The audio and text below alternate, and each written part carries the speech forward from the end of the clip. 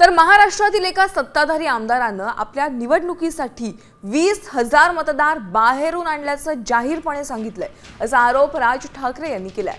पैठणचे आमदार विलास भुमरे यांच्या भाषणाचा संदर्भ देत राज ठाकरे यांनी हा दावा केला होता।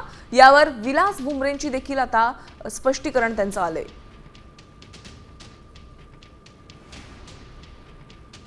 आपल्या गावातील आपल्या मतदारसंघातील किती मतदार बाहेरगावी स्थलांतरित झाले आपण याची यादी केलं पाहिजे, कारण की विधानसभेच्या निवडणुकीमध्ये जवळपास 20,000 मतदान हे निवडणुकी टायमावर मी बाहेरून साहेब 20,000 मतदान आणलं आणि त्या निवडणुकीत मला त्या मतदानाचा 100% फायदा आला।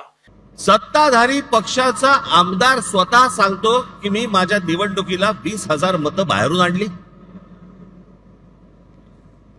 जाहीररित्या भाषणामध्ये बोलतो। पैठणचे आमदार आहेत भुमरे म्हणून, त्या दिवशी त्यांनी भाषण केलं, त्या भाषणामध्ये त्यांनी सांगितलं, मग शिंदेनी त्याला काहीतरी डोळा मारला का काहीतरी केलं की दाढीवरनं हात फिरवला।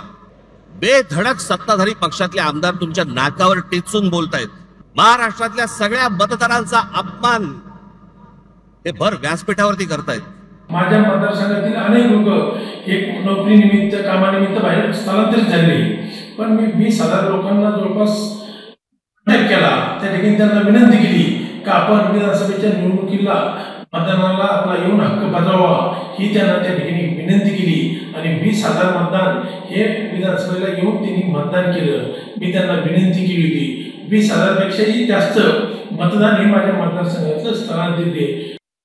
आता isakal.com आहे देशातील नंबर 1 ची मराठी न्यूज वेबसाईट। प्रत्येक अपडेटसाठी isakal.com ला नक्की भेट द्या।